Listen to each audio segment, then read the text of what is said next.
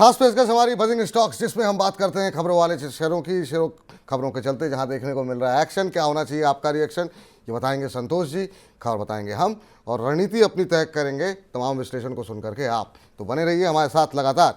इस बीच जरा पहली कंपनी स्क्रीन पर लेकर के आते हैं, और एक कंपनी नहीं है, कई सारी कंपनियां हैं। जी हाँ, तमाम बीमा कंपनियों को लेकर के खबर आई है। इरडा इंश्योरेंस रेगुलेटर इरडा ने नियमों में बदलाव जो हो रहे थे उसको टाला है। आपको बता दें कि यहाँ पर जो है लगातार दबाव जो है कंपनियों की तरफ से बनाया जा रहा था। सरेंडर वैल्यू को लेकर के ये बदलाव होना था, और कहा यह जा रहा था कि उसके बाद जो है बीमा कंपनियों के मार्जिन पर असर पड़ेगा। बीमा कंपनियों की आपत्ति के बाद जो है इसको फिलहाल के लिए टाल दिया गया है। तो ये फिलहाल खबर जो है निकल कर के आती हुई, और नियमों में बदलाव नहीं होने से जो तमाम इंश्योरेंस कंपनियां हैं उनमें हम देख रहे हैं कि आज सकारात्मक रुझान देखने को मिल रहा है।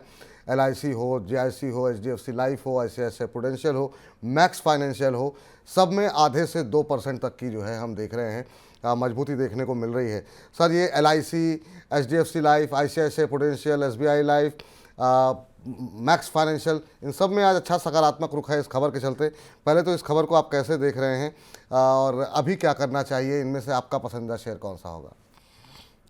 देखिए, जितना कभी कभी क्या होता है कि रेगुलेटरी हैंगओवर हो जाते हैं और उससे प्रॉफिटेबिलिटी पर असर पड़ता है। और ये चीज़ अगर कंपनियों ने परसुएट की है और उसमें जो है रेगुलेटर ने माना है, तो मुझे लगता है कि पॉजिटिव न्यूज़ है। और इन तमाम जिन कंपनियों के आपने नाम लिए हैं उसमें मुझे लगता है कि पैकिंग ऑर्डर अगर आप देखें तो मुझे सबसे पहला पसंद SBI लाइफ इंश्योरेंस है। दूसरा LICI, जो कि हाल फिलहाल की लिस्टिंग है। केवल LICI में एक चीज है कि कभी भी अगर स्टॉक प्राइस बढ़ते हैं तो एक हैंगओवर होगा, क्योंकि सरकार को अपनी हिस्सेदारी और कम करनी है। OFS आ सकते हैं इसमें, जिसके कारण कि प्राइस पे दबाव रह सकता है। केवल ये एक हैंगओवर है, अदरवाइज वैल्यूएशन वाइज मुझे लगता है कि ये दो कंपनियां काफी बेहतर है। चलिए, तो ये राय यहाँ पर निकल करके आती हुई इंश्योरेंस कंपनियों को लेकर के। लेकिन बीमा के अलावा जिस क्षेत्र में आज हलचल है वो है, जिस पर हम बातचीत भी कर रहे थे, और वो है रेलवे।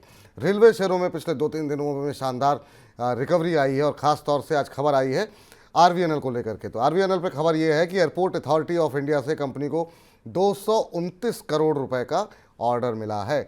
और आपको बता दें, ये ऑर्डर कोलकाता में अंडरपास और सबवे बनाने के लिए मिला है। एयरपोर्ट जहाँ पे ऑपरेशनल एरिया है, वहाँ से जो एयरपोर्ट अथॉरिटी ऑफ इंडिया के लोग हैं उनके लिए जो रिहायशी मकान बनाए गए हैं, उनके जाने के लिए जो है आपको बता दें ये सबवे बनाया जाएगा। और आज जो है जो शानदार रैली RVNL के शेयर में देखने को मिल रही है, उसके चलते इसकी मार्केट कैप में हम देख रहे हैं 52,000 करोड़ रुपए को पार कर गई है। और अब जो है 4.25% ऊपर, जब हमने खबर बनाई थी तो 3% के आसपास की रैली देखने को मिल रही थी। और आज अगर हम बाकी रेलवे पर भी, क्योंकि एक साथ ही हम चाहेंगे कि सब पे व्यू मिल जाए, IRFC 3.5% से ज़्यादा ऊपर जो है इस समय कामकाज कर रहा है। जुपिटर वैगन में हम देख रहे हैं करीब 2.5-3% के आसपास की रैली, अब 364-365 के आसपास चल रहा है। ओवरऑल अगर हम देखें तो सभी रेलवे शेयरों में शानदार मूव जो है पिछले 2 दिन के अंदर देखने को मिला है। एक IRCTC ज़रूर है जिसमें कि हम देखते हैं कि बाकियों के मुकाबले थोड़ी सुस्ती रहती है। अभी भी हम देख रहे हैं कि जितनी रैली बाकी में है वैसी रैली नहीं है, 935 के आसपास चल रहा है। सर, ये जो RVNL की खबर है इसको आप कैसे देख रहे हैं, और आज जो ओवरऑल रेलवे शेयरों ने रफ्तार पकड़ी है, इनमें से किसी रेलवे में आप सफ़र करना चाहेंगे? देखिए, यूं तो जो है सफर में हमेशा हम सफर करते हैं, लेकिन बहुत जो है कह लें कि पानी निकल चुका है ऑलरेडी रेलवे स्टॉक से। लेकिन अभी भी जैसा कि हम पिछली बार जो है जब होली पे कार्यक्रम कर रहे थे, तो हमने RVNL की बात की थी। आपने कई स्टॉक्स के बारे में पूछा था। बिल्कुल मैंने बिल्कुल। कहा था कि प्रॉमिसिंग स्टॉक्स अभी भी मुझे लगता है कि RVNL होगा, क्योंकि रेलवे में बहुत सारे विकास होने बाकी हैं। इंफ्रास्ट्रक्चर का काफी बड़ा जो है अभी भी अपॉर्चुनिटी साइज मुझे लगती है कि काफी बड़ी होगी। वगन जो है उसमें ऑलरेडी एक प्ले हो चुका है। कंपनियां काफी महंगी हैं उसमें, लेकिन रिलेटिवली अगर रिलेटिव वैल्यूएशन देखे जाएं तो RVNL मुझे लगता है कि अभी भी होगा, क्योंकि कैलकाटा में जैसा आप बता रहे हैं कि कैलकाटा एयरपोर्ट से मिला ऑर्डर, अगर कैलकाटा एयरपोर्ट के ठीक सामने अगर आप देखें तो जो है इनका एक जो है स्टेशन बना हुआ है, हो सकता है उसके कारण इनको ऑर्डर मिला हो उनकी अथॉरिटी से। लेकिन मुझे लगता है कि इसमें इंफ्रास्ट्रक्चर में काफी अच्छी तेजी हो सकती है। और जो रीजनेबली वैल्यूएशंस पर प्लेटफॉर्म बिजनेस जिसमें कि प्रॉफिटेबल है, और आने वाले दिनों में जिस तरह से वंदे भारत और तमाम जो है स्पीड ट्रेनों का आगाज होने का है, उसकी उसमें प्रॉफिटेबिलिटी बढ़ेगी तो IRCTC की। लेकिन लंबी अवधि का निवेश करना चाहिए वहां पर। जी, लंबी अवधि का निवेश करना चाहिए, ये राय आपके लिए निकल करके आती हुई। और क्रिकेट कोचिंग इन अंडर 12 के नाम से आईडी बनाई हुई है। कह रहे हैं पिछले 45 दिन से सवाल कर रहा हूँ, आज ले लेंगे सर, बजिंग स्टॉक्स खत्म हो जाए फिर आपका प्रश्न ले लेंगे। इन्फीबीम एवेन्यू के ऊपर इनका प्रश्न है, तो इसको हम डिस्कस करेंगे बजिंग स्टॉक्स के बाद। अगली कंपनी लेकर के आते हैं और एचएल, जिस पर कि भी सवाल आज आए हैं। और यहाँ पर खबर ये है, गुयाना रक्षा बल और गुयाना सरकार, जो वहाँ का डिफेंस फोर्स है और वहाँ की जो गवर्नमेंट है, उसके साथ कंपनी ने जो है करार किया है। और ये जो करार किया है वो दो जो है हिंदुस्तान 228 कम्यूटर एयरक्राफ्ट की सप्लाई के लिए किया गया है। और आपको बता दें कि ये जो कम्यूटर एयरक्राफ्ट है, ये जो है सरकार और डिफेंस दोनों को जाएगा। इसके साथ साथ कंपनी ग्राउंड सपोर्ट और ट्रेनिंग भी प्रदान करेगी। और एचएल पे हम बात कर रहे थे, एचएल पे शानदार मूव बना हुआ है, आज भी काफ़ी अच्छी रैली देखने को मिली है। सर, चूँकि ये सेगमेंट हमारा अलग से भी जो है हम इसको अपलोड करते हैं, आपकी राय हम चाहेंगे कि एक बार फिर से हमारे दर्शकों को दोहरा दें कि क्या करना चाहिए। अभी आज 2% से ज़्यादा की रैली एचएल के शेयर में देखने को मिल रही है। देखिए, हिंदुस्तान एरोनॉटिक्स में मैं पॉजिटिव हूँ क्योंकि 82,000 करोड़ के ऊपर का ऑर्डर बुक है और कंपनी जो है नॉट ओनली डोमेस्टिक, अगर अपने मार्केट को एक्सपैंड कर रही है, मतलब रेवेन्यू के जो है दायरे को काफ़ी बड़ा एक्सपेंशन मिल रहा है। अगर आप देखें, कंपनी काफ़ी जो है डीपली परसू कर रही है Argentina, Egypt, Sri Lanka, Maldives, Botswana, Thailand, Nigeria, ये तमाम जगह से जो है इनको तकरीबन जो है 150 मिलियन के ऑर्डर मिलने के कागार पर है कंपनी। मुझे लगता है कि ये जो उद्यम है कंपनी का, उससे एक तो इनकी जो है विजिबिलिटी और प्रॉफिटेबिलिटी बढ़ेगी। तो इन स्तरों पर थोड़ा देखा जा सकता है, या किसी भी करेक्शन में इस कंपनी के स्टॉक प्राइस को देख सकते हैं। जी, तो ये फिलहाल राय निकल करके आ रही हुई एचएल के अंदर। तो एचएल के अंदर अभी भी उड़ान जो है वो अभी भी बाकी है। चलिए आगे बढ़ते हैं और अगली कंपनी पर नज़र जो है डालते हैं, और वो है जेएसपीएल। जेएसपीएल पे खबर ये है कि कंपनी के जो चेयरमैन हैं रविंद्र जिंदल साहब, वो जो है कांग्रेस छोड़ करके अब भारतीय जनता पार्टी में शामिल हो गए हैं। और यहाँ पर हरियाणा के कुरुक्षेत्र से वो चुनाव भी लड़ेंगे। हालांकि इसका कंपनी से कोई लेना देना नहीं है, लेकिन फिर भी कंपनी के शेयर में आज हम देख रहे हैं कि सकारात्मक रुझान देखने को मिल रहा है। 2% से ज़्यादा की तेज़ी जो है कंपनी के शेयर पे देखने को मिल रही थी शुरुआती कारोबारी सत्र में। हालांकि अब ऊपरी स्तरों से हल्का हुआ है और फिर भी 1% के आसपास की मजबूती देखने को मिल रही है। सर, एक नया घटनाक्रम, जब भी कंपनी के मैनेजमेंट में कोई बदलाव होता है या मैनेजमेंट कुछ करता है तो शेयरों में निश्चित रूप से हलचल देखने को मिलती है। हालांकि ये पूरी तरह पॉलिटिकल न्यूज़ है, लेकिन फिर भी आपकी टिप्पणी जेएसपीएल को, ये कंपनी को लेकर के जानना चाहेंगे, आप कैसे देख रहे हैं इसे? देखिए, ये विपुल जी, एक तरह का हम बिजनेस रिस्क देखते हैं जब कभी भी किसी कंपनी का पॉलिटिकल जो है नियरनेस और डियरनेस होता है।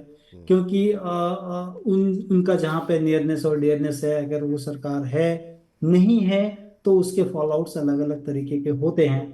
और नवीन जिंदल के साथ जो है पिछले मरतबा जब कोल एलोकेशन हुआ था, उसके बाद सुप्रीम कोर्ट ने सारी चीजें रद्द की थी, तो काफी ट्रबल में थी कंपनी। अब धीरे धीरे हम देख रहे हैं कि रेलवे से भी काफी बड़े ऑर्डर्स हैं कंपनी के पास। लेकिन ये दूसरी तरफ है, ये आपको एक रिस्क की तरह देखना चाहिए हमेशा जब हम असेसमेंट करते हैं कि किसी भी कंपनी का पॉलिटिक्स से नजदीकी होना जो है वो एक रिस्क दर्शाता है कि कहीं ना कहीं उसमें रिस्क हो सकता है, क्योंकि कंपनी इन्फ्लुएंशियल काफी हो जाती है, अपने छोटे निवेशकों का ध्यान नहीं देती है। तो एक रिस्क की तरह देखें, न कि रिवॉर्ड की तरह इसको देखना चाहिए। लेकिन फंडामेंटल अगर देखें कंपनी का, पिछले सालों से काफी सुधार हुआ है। कई बार नेगेटिव था, लेकिन लगातार 2-3 सालों से कंपनी के नंबर्स अच्छे आ रहे हैं, वैल्यूएशंस भी रिजनेबल हैं। लेकिन इस खबर को रिस्क की तरह ज्यादा देखें, रिवॉर्ड की तरह थोड़ा कम देखें। रिस्क की तरह ज़्यादा देखें, रिवॉर्ड की तरह कम देखें, ये राय यहाँ पर निकल करके आई है आपके लिए। चलिए आगे बढ़ते हैं और अगली कंपनी को जरा स्क्रीन पर लेकर के आते हैं और देखते हैं यहाँ पर क्या खबर है। पीएनसी इंफ्राटेक, यहाँ पर आपको बता दें कि हेम सिक्योरिटीज़ की तरफ से कंपनी पर रेटिंग और लक्ष्य दोनों में बढ़ोतरी की गई है और आने वाली तिमाही में कंपनी की आय और मुनाफे में बढ़त की उम्मीद हेम सिक्योरिटीज़ की तरफ से जताई गई है। और शेयर पर लक्ष्य को बढ़ा करके 510 रुपये कर दिया गया है, जो कि पहले शायद 420-430 के आसपास का था। और अब जो है आज हम देख रहे हैं शेयर में शुरुआती कारोबारी सत्र में अच्छी तेज़ी पीएनसी इंफ्रा के अंदर देखने को मिल रही थी, और अभी जो भाव देखने को मिल रहा है वो करीब 2% से ज़्यादा की मजबूती है। सुबह 4% से ज़्यादा की बढ़त देखने को मिल रही थी, 438-439 का स्तर यहाँ पर देखने को मिल रहा है। पीएनसी इंफ्राटेक कैसे देख रहे हैं सर? अभी रेटिंग और लक्ष्य को बढ़ावा दिया गया है इनके, पिछले एक महीने में करीब 1-2% का नेगेटिव रिटर्न देखने को मिला है, आपकी राय जानना चाहते हैं। देखिए, कंपनी के पास अगर आप देखें तो ऑर्डर बुक 17,000 करोड़ के ऊपर है, और 8,000 करोड़ का ऑर्डर बुक कंपनी एक्सपेक्ट कर रही है कि आने वाले दिनों में हो सकता है इनका। और कह लें कि जो मतलब 2 साल की तो रेवेन्यू विजिबिलिटी है, 8,000 करोड़ के ऑर्डर बुक पाइपलाइन पर हैं। तो इसका मतलब है कि तकरीबन जो है 3 साल के ऑर्डर बुक दिखते हैं। तो 3 साल का ऑर्डर बुक किसी भी इंफ्रा कंपनियों में होना काफी अच्छा दिखता है कि 3 साल तक एटलीस्ट रेवेन्यू विजिबिलिटी रहेगी। और हमारे यहाँ चूंकि इंफ्रास्ट्रक्चर में बहुत बड़ा फोकस है सरकार का, बहुत बड़ी बड़ी योजनाएं हैं, तो इस लिहाज से business as a going concern काफी ठीक लगता है, और प्रॉफिटेबिलिटी जो है वो दिखती है होगी। कंपनी के नंबर्स को भी देख लें अगर, तो 20% के आसपास का जो है इनका ऑपरेटिंग मार्जिन है, रिटर्न ऑन इक्विटी 16% के आसपास है। स्टॉक पी अगर देखेंगे तो 17 के पास है, मतलब सारी चीजें इनलाइन हैं, बहुत ज्यादा महंगा भी स्टॉक प्राइस नहीं दिखता है, तो किसी भी गिरावट में इसको देखना चाहिए। जी, चलिए अगली कंपनी लेकर के आते हैं और बात कर लेते हैं थोड़ा टेलीकॉम क्षेत्र को लेकर के भी। जी हाँ, भारतीय एयरटेल पे खबर आई है। भारतीय एयरटेल पे खबर ये है कि लोकसभा चुनाव के बाद कंपनी जो है अपने टैरिफ में इजाफा करना चाह रही है। ख़ास तौर से आरपूस को बढ़ाने के लिए कंपनी को ये आवश्यकता है, और उसकी वजह से ये अपनी कंपनी जो है टैरिफ बढ़ाएगी। इसके अलावा खबर ये भी है कि सब्सिडरी कंपनी भारतीय हेक्साकॉम का आईपीओ जो है वो 3 अप्रैल से आ रहा है। तो वाह क्या आईपीओ है, सेगमेंट में एक और बड़ा आईपीओ सुनने के लिए आप तैयार रहिए। 3 से 5 अप्रैल तक ये आईपीओ जो है खुला रहेगा, और इस आईपीओ का प्राइस बैंड 542 रुपये से लेकर के 570 रुपये प्रति शेयर तय कर दिया गया है। ओएफएस के जरिए करीब 15% हिस्सा बेचने की तैयारी हो रही है भारतीय एयरटेल की। तो ये फिलहाल यहाँ पर खबर निकल करके आती हुई, और इसके चलते हालांकि भारतीय एयरटेल के शेयर पे कोई असर नहीं पड़ा। दो खबरें रहीं, एक तो टैरिफ हाइक की, शायद वो हाथ काफ़ी हद तक डिस्काउंट हो चुकी थी, ये पता था कि टैरिफ हाइक होगा, और दूसरी खबर ये भी खबर काफ़ी हद तक डिस्काउंटेड थी, तो इसलिए शेयर पे कोई खास मूव नहीं देखने को मिल रहा है भारतीय एयरटेल के। अभी अगर हम देखें तो करीब 1.25% नीचे कामकाज कर रहा है। सर भारतीय एयरटेल को कैसे देख रहे हैं? क्योंकि एक अच्छी रैली आ चुकी थी शेयर के अंदर, इस वजह से शायद जो है काफ़ी हद तक डिस्काउंटेड थी खबर। तो जब ये खबर वाकई में खबर बनी तो मुझे लगता है कि सेल ऑन न्यूज़ की स्थिति देखने को मिल रही है। आप कैसे देख रहे हैं भारतीय एयरटेल को? देखिए, ऐसे तो अगर आप बड़ी कंपनियों में देखें और तो काफ़ी अच्छी कंपनी है।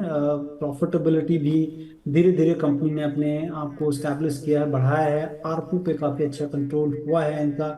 मार्केट शेयर्स काफ़ी अच्छी है कंपनी की। लेकिन चूंकि एसेट बहुत हैवी एसेट बिजनेस होता है, तो उस लिहाज से मेरे इन्वेस्टेबल जो कह लें कि दायरे में ये कंपनी नहीं आती, क्योंकि बहुत बड़ा स्पेक्ट्रम में निवेश होता है। और उसके बाद जो है इनके टैरिफ पे गवर्नमेंट सरकार की काफ़ी नज़र होती है कि बहुत ज़्यादा ना टैरिफ ये लोग बढ़ा लें, ताकि लोगों के पॉकेट पे ज़्यादा असर ना हो।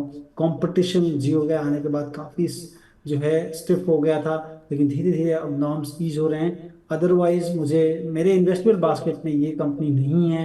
कोई भी टेलीकॉम कंपनी नहीं होती है मेरे इन्वेस्टमेंट बास्केट में।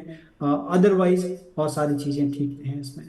हम्म, ये राय निकल करके आती हुई, और इस बीच जो है अगले शेयर पे नहीं डालते हैं जहाँ पर खबरें हैं, आई जरा स्क्रीन पर लेकर के आते हैं फटाफट कौन सी खबर आई है। और ये खबर आई है जो है एचजी इंफ्रा को लेकर के। कंपनी को जोधपुर विद्युत वितरण से 534 करोड़ रुपए का नया ऑर्डर मिला है, और ये जो नया ऑर्डर मिला है कंपनी को ये सोलर प्रोजेक्ट के लगाने के लिए मिला है, सोलर प्लांट लगाने के लिए मिला है। और इस प्लांट मैं आपको बता दें कि ये जोधपुर विद्युत निगम की तरफ से ऑर्डर मिला है। अगले 1 साल में 125.72 मेगावाट का ये सोलर प्लांट लगाया जाएगा, और उसी के चलते हम देख रहे हैं कि एचजी इंफ्रा के शेयर में आज सकारात्मक रुख जो है वो देखने को मिल रहा था। और अभी भी अगर हम देखें कि एचजी इंफ्रा के शेयर में करीब 2.25% से ज़्यादा की बढ़त है। जब खबर लिखी गई थी तो करीब 2% से ज़्यादा का उछाल था। अभी 915 के आसपास ये शेयर चलता हुआ दिखाई दे रहा है। सर एचजी इंफ्रा नया ऑर्डर मिला है, अच्छा ऑर्डर मिला है। आप अगर कंपनी को ट्रैक करते हो लेकिन तो आपकी टिप्पणी जानना चाहेंगे। रेंज में है सर काफ़ी लंबे समय से, आपकी राय क्या होगी? देखिए, मुझे लग रहा है कि रीजनेबली वैल्यूड है, और कंपनी के ऑर्डर बुक धीरे धीरे स्वेल कर रहे हैं। 5,200 करोड़ का जो है टीटीएम बेसिस पे कंपनी का रेवेन्यू है। 9,000 करोड़ के ऊपर की ऑर्डर बुक है। 8,000 कंपनी बोल रही है कि और ऑर्डर ऑर्डर बुक पाइपलाइन में इस साल, और 10,000 करोड़ के ऑर्डर बुक नेक्स्ट ईयर के होंगे। तो विजिबिलिटी काफी क्लियरिटी है इसमें।